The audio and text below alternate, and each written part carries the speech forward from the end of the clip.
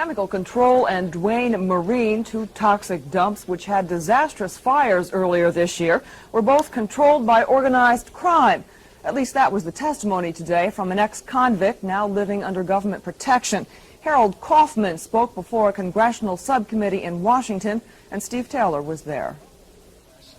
Kaufman was hidden behind a screen when he told the congressman that when New Jersey's manifest system for tracking hazardous wastes took effect in 1978, it was a bonanza for organized crime, because many honest chemical companies turned to garbage haulers to take their chemicals, and the garbage companies were controlled by the mob. Kaufman said it was easy for them to get temporary state disposal licenses and then just let the chemical drums pile up. One example, according to Kaufman, was the Duane Marine garbage company in Perth Amboy, where Kaufman worked. But Duane Marine was a fraud. Duane Marine was a complete fraud. He had no facility at all. He had no way at all of disposing of it. When was it licensed by the state? First day the manifest system went out. We received a temporary facility license. And what year was that? 78. And it was and is a fraud. Well, I don't know if it is anymore because he had a big fire and he burned all the, it burned all the drums. Kaufman added that Chemical Control Corporation, the Elizabeth site of an even bigger fire, was also owned by the mob. But later, the man accused of running Chemical Control called Kaufman a liar and worse. This man is a whore in plain English. You people can think what you want. This man was an officer of that company. This man was part of that fraud, if it was a fraud. And Albert denied having any financial interest in Chemical Control and said he wasn't even in the toxic waste business. The subcommittee also had questions about how well New Jersey enforces its dumping laws. Kaufman, the hidden witness, said enforcement has been ineffective. State Attorney General John Degnan admitted that New Jersey has had problems, but he cited dozens of indictments secured by a federally financed investigative team. Degnan urged that funding for this strike force be continued. In Washington, I'm Steve Taylor. And although it has come under heavy fire, that agency under federal investigation today, the Toxic Waste Strike Force, claims it has a good track record in New Jersey. Kent Manahan reports. Since the Toxic Waste Strike Force was formed in October of 1979, officials claim hundreds of investigations into illegal dumping have been conducted in the state, and more than a dozen corporations and individuals have been indicted or convicted. The list includes reputed organized crime figure John Alpert, former head of Elizabeth Chemical Control Corporation William Carasino, who was sentenced to jail among others, and 7 firms, including Chemical Control Corporation of Elizabeth, Jersey Sanitation of East Brunswick, and A to Z Chemical Resource of New Brunswick. Chemical Control storage site was the scene of a major fire last April that burned thousands of drums of highly toxic substances. The strike force, which includes some 20 members of the Criminal Justice Division who investigate leads on potentially illegal dump sites, plus a team of technical people from the State Department of Environmental Protection, the Federal Environmental Protection Agency, and the U.S. Attorney's Office. We have about 300 illegal dump sites in the state. Our focus there is to clean those up. Our focus with the strike force is to stop the dumping that's occurring today. Task force is designed to bring indictments against those people and hopefully set a precedent whereby others who might think about doing the illegal dumping would stop because they know there's an effort out there to catch them in the act. Following legislation passed earlier this year, illegal toxic dumping in New Jersey now carries heavy penalties, a $25,000 fine for each day of violation and 3 years imprisonment. The strike force claims credit for helping to create that legislation, in addition to an amendment to the state spill fund, which provides money for cleanup of potentially hazardous toxic sites. Prior to the amendment, state money could only be spent on cleaning up toxic drums which were not leaking. The $600,000 funding for the strike force comes from the federal EPA and the Federal Law Enforcement Assistance Administration in addition to the state. Members are still awaiting approval of the $500,000 federal share of their budget to stay in operation through next year. In addition to the strike force money, the state is also seeking a large share of federal superfunds, recently signed into law by President Carter.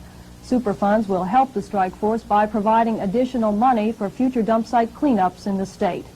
I'm Kent Manahan. Toxic waste. It's a problem that it's affecting every corner of our state. It's also a complicated problem, the result of years of neglect and the result of illegal activity. Tonight, in the first of a two-part series, we concentrate on just one aspect of the problem, organized crime's involvement in chemical dumping. Organized crime's insidious influence in the toxic waste business is the same. In fact, it's increasing in terms of their domination of the solid waste business. It's an extension of that.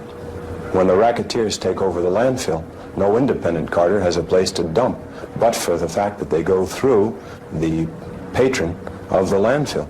And in many cases, that, of course, comes right back to the mob. John Fine is an attorney with the New York State Legislature's Select Committee on Crime. He was formerly with New York State's Organized Crime Task Force. And he has developed information during the last 4 years about illegal dumping in several northeastern states. Among his investigations, the complicated web of organized crime's alleged involvement in New Jersey toxic waste disposal. He showed us one example in the New Brunswick area. For example, when we talk about A to Z chemical, you're talking essentially about J&B disposal and Jersey sanitation. Involved with those companies are not only John Albert and Eugene Conlon, who had direct relationships in taking over the chemical control company of Elizabeth, New Jersey, but you also have people like George Katz and his family. George Katz was implicated in the Abscam corruption probe, an associate of Mayor Gibson and Senator Harrison Williams, and the Stamato brothers. It is complicated. John Albert grew up in New Brunswick and went into solid and toxic waste disposal in a big way. Fine and others contend he has close ties with the Frank Thierry crime family of New York. Albert is president of the Samson Tank Cleaning Corporation in Bayonne. That company's been implicated in numerous violations and was also identified as giving oil laced with cancer-causing PCBs to the little town of West Milford in North Jersey. State officials are now trying to take Samson's license away. It's also been alleged that Albert took over the Chemical Control Corporation in Elizabeth at gunpoint from its former owner, William Carasino. John Albert opened his coat, and there was a pearl-handled gun on the right side. Pushed me against the car, and he says, "Do you want it now or later?"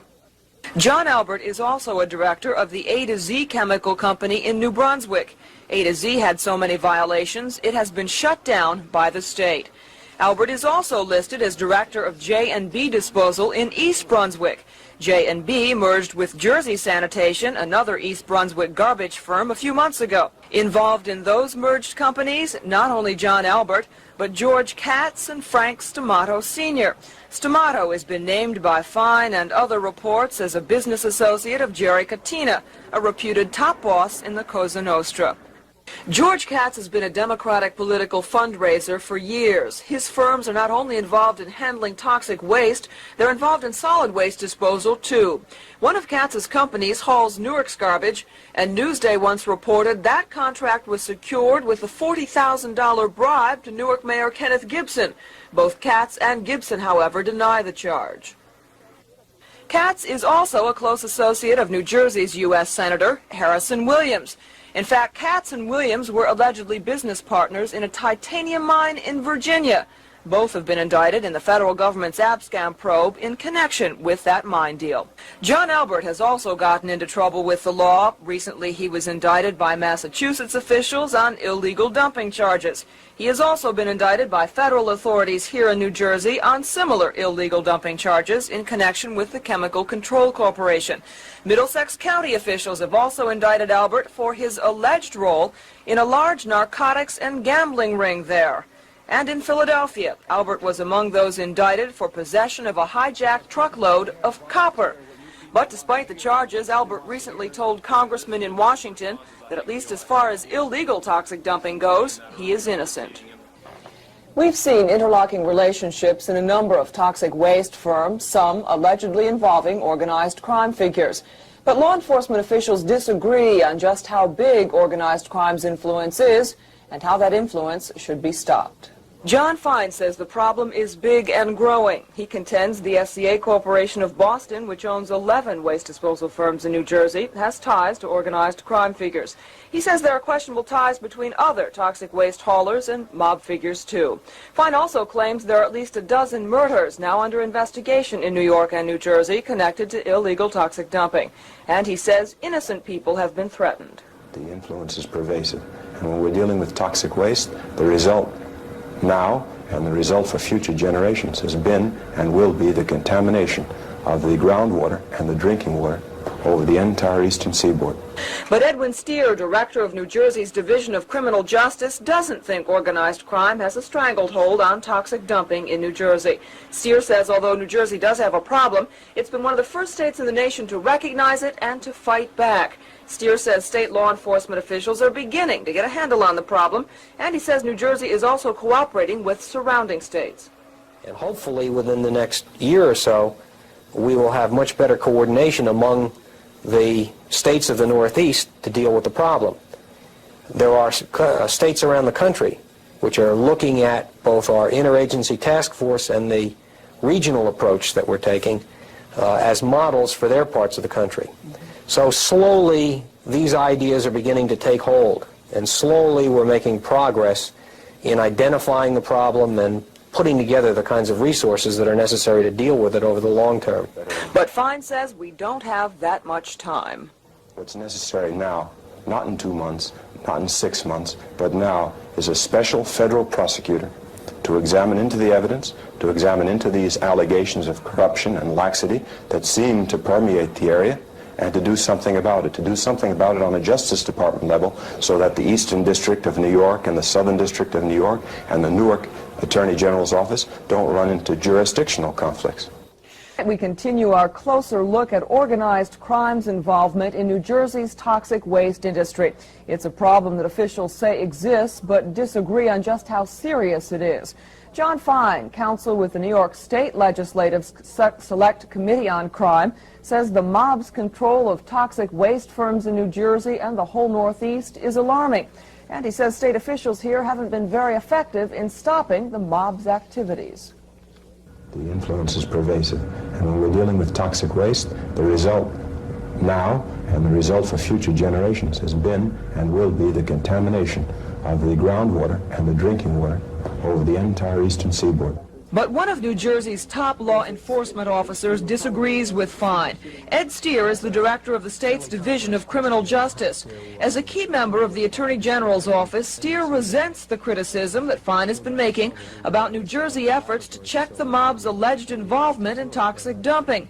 Steer says although New Jersey does have a problem, it's been one of the first states to recognize it and to fight back. The Division of Criminal Justice began looking into toxic waste disposal several years ago, almost by accident. It goes back by 3.5 years, and at that time, if you'll recall, there was very little public interest in toxic waste disposal. Love Canal situation hadn't come to the surface yet, and whenever I spoke to somebody about toxic waste as a potential problem, I was met with sort of a blank stare. Steer says New Jersey set up a tiny unit to look into the problem, but when they saw how much work had to be done, they went to the federal government for some financial help. The result was a special state-federal strike force of attorneys, environmental officials, and state police investigators to look into illegal toxic dumping. But despite that attempt for a coordinated effort, there are those who recently complained that the strike force was not working very effectively and was ignoring information about illegal dumping in the state. Critics also complained that jurisdiction between the State Department of Environmental Protection and other law enforcement agencies was still fractured, a situation that allowed illegal dumpers to slip through unchecked. In fact, complaints about New Jersey's special strike force were the subject of congressional hearings in December. Not only did critical local officials attend, but 2 state police investigators were subpoenaed to testify. They were assigned to do field investigations for the strike force, and they were believed to be concerned that the unit was not working as effectively as possible. Steer says the criticism of the strike force was unwarranted. He said the recent review of its operation just wasted the strike team's valuable time.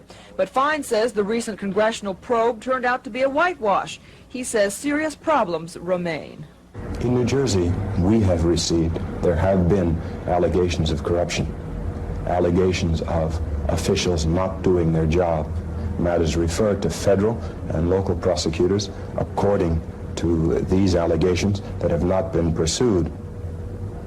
In fact, that leads me to recommend the appointment of a special federal prosecutor to deal with the problem, to assign competent federal investigators, at least 10 for New Jersey alone, perhaps out of the Alcohol, Tobacco, and Firearms Unit, perhaps from the Secret Service, but to proceed now to investigate some of these leads.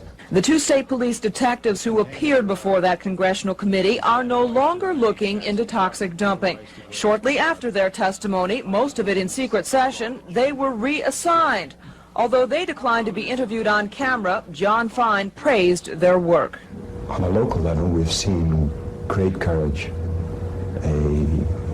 Two officers of the New Jersey State Police have from the outset attempted to pursue, against incredible odds, leads that led directly to political officials, political manipulation, and incompetence in government. In fact, right now there is no investigatory work being done by the state police in the area of illegal toxic dumping. As far as suspending the state police field work, Steer says it's because the strike force is reevaluating the state's approach to the toxic waste problem. Do you attack it as a toxic waste problem, or do you attack it as an organized crime problem? And those are the kinds of decisions that we're in the process of making now. And Steer says he's working with State Police Superintendent Clinton Pagano to integrate state police investigations into that effort. What I've asked Colonel Pagano for, and what he's agreed to do, is to assign to this this unit somebody who specifically has the background and training to do intelligence analysis, because that's the first job that has to be done. The operational work that is actually going out and conducting specific investigations is something that would have to come later when we define specifically what investigations have to be conducted. Steer says once an investigatory strategy is formalized, there are still decisions to be made about how to prosecute a case. And criminal investigations are not always the best remedy, he says. Criminal investigation and prosecution is time-consuming, it's cumbersome, takes an average of a year to dispose of a criminal case. That's a routine criminal case. On the other hand, civil remedies and administrative remedies have great advantages. They're faster, they may have a greater immediate impact on a violator.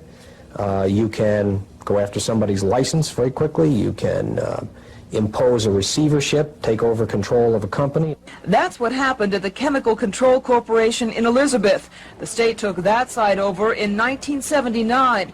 But since the explosion there last year, questions have been raised about the state's handling of the situation. Some critics say the chemical control case is one example of bureaucratic mishandling at best. Some of those questions have been posed by John Fine. He visited the chemical control site twice, once shortly after the state took it over on May 17, 1979, and again after the fire on April 22, 1980. Both times Fine took photos. Photos, he said, were taken from the same vantage point. The barrels increased after New Jersey took over the site. Now, New Jersey would have been under a mandate, certainly a moral responsibility to get these deadly poisons out of there. They endangered the entire, not only the entire area surrounding that chemical control site, but they endangered the water resources. Instead of removing barrels, the barrels built up and built up and built up. Again, a subject that has to be carefully examined by a special federal prosecutor. But Steer questions Fine's conclusions.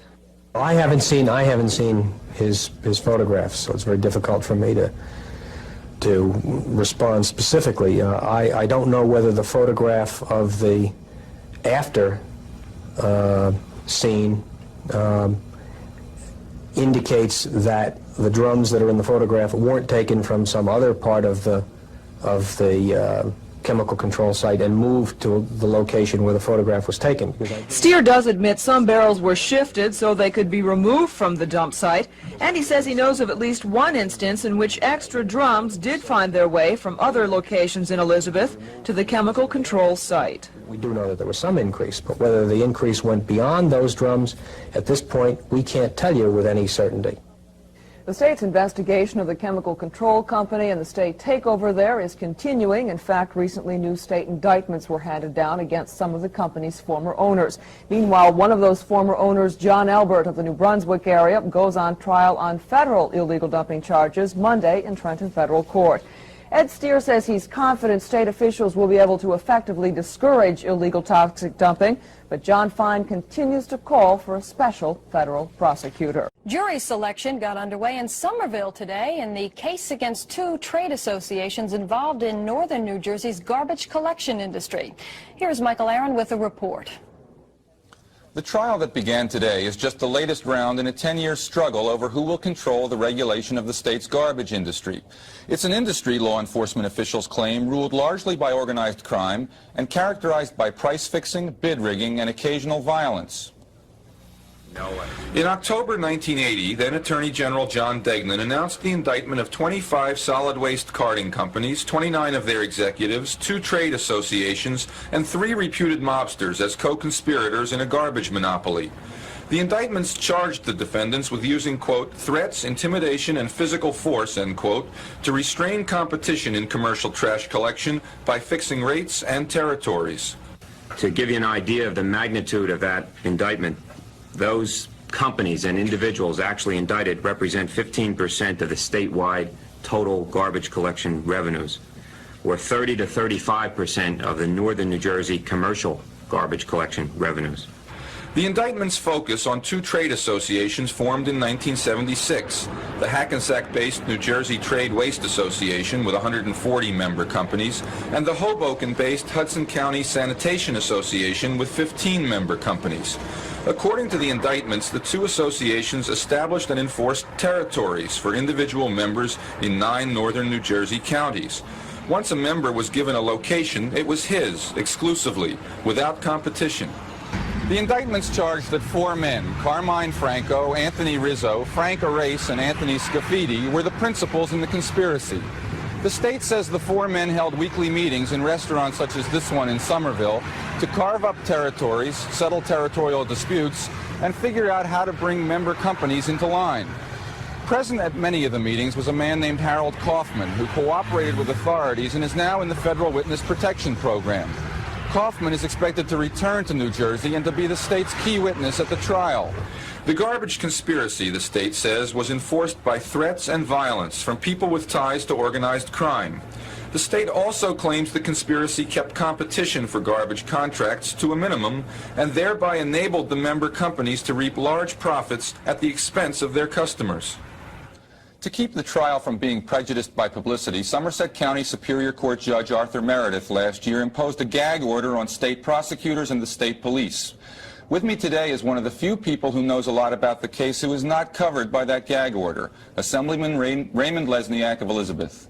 Mr. Lesniak, we're told that this case involves price fixing in the garbage industry, organized crime involvement in the garbage industry.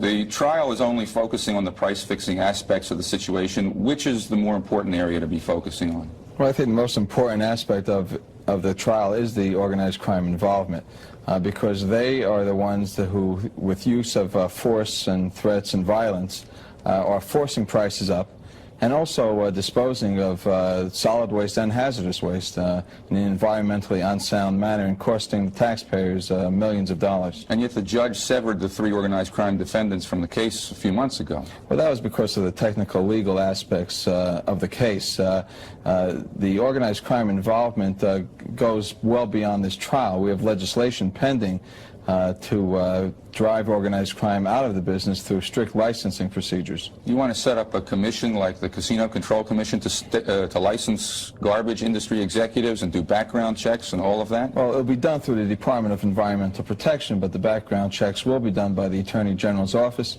It'll be funded by a licensing fee paid for by the industry, and in the long run will not only save taxpayers money, but ensure that these additional funds do not wind up in the pockets of organized organized crime so that they could fund other illegal and illicit activities. How widespread is this corruption? I mean, should everybody suddenly start looking suspiciously at their garbage man tomorrow morning? There are many legitimate business people in the industry. However, their business practices are being restricted because of the pervasive control that organized crime has on whether they can expand and go into other areas and compete. So although they're not involved, their business practices are involved, and the taxpayers are the ones that get hurt in the end. You told me before we started that in 1959 the legislature was investigating organized crime involvement in the garbage industry. Why has it taken the state 23 years even to bring a case to trial? Well, it's very difficult to get this type of legislation through because it strictly regulates an industry, and everybody says, well, why me?